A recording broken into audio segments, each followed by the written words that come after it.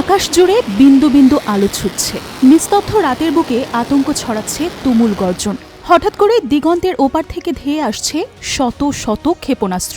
আতঙ্ক ছড়িয়ে পড়ছে পুরো ইসরায়েল জুড়ে। পালাচ্ছে দেশটির বাসিন্দারা, হুড়োহুড়ি করে বাংকারে ঢুকছে তারা।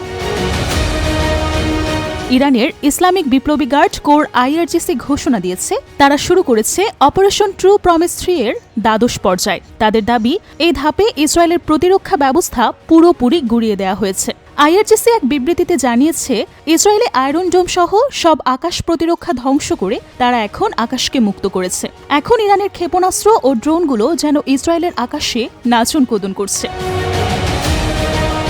IRGCর হুঁশিয়ারি, ইসরায়েলে সাইরেন থামবে না এক সেকেন্ডের জন্য।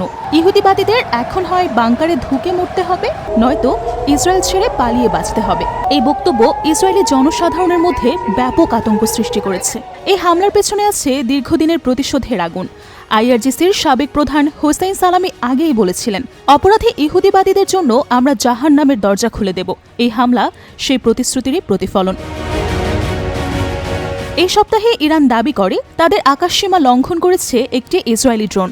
লোরেস্তান প্রদেশের আকাশে সেটিকে গুলি করে ভূপাতিত করা হয়েছে। এই ঘটনার পর ইরান বলে তারা নিজেদের ভূখণ্ড রক্ষায় আর চুপ করে থাকবে না। এবার পাল্টা আঘাত হবে আগের চেয়েও বেশি ভয়ঙ্কর। IRGC জানিয়েছে, অবৈধ ইসরায়েলি বসতিগুলো তাদের সরাসরি লক্ষ্য। তারা সেখানে একের পর এক ক্ষেপণাস্ত্র হামলা চালাবে। বিবৃতিতে বলা হয়, এখন আর কেউ নিরাপদ নয়, যুদ্ধ শুরু হয়েছে, শেষ হবে আমাদের শর্তে। এই হামলার পর পুরো মধ্যপ্রাচ্য নতুন করে উত্তপ্ত হয়ে উঠেছে।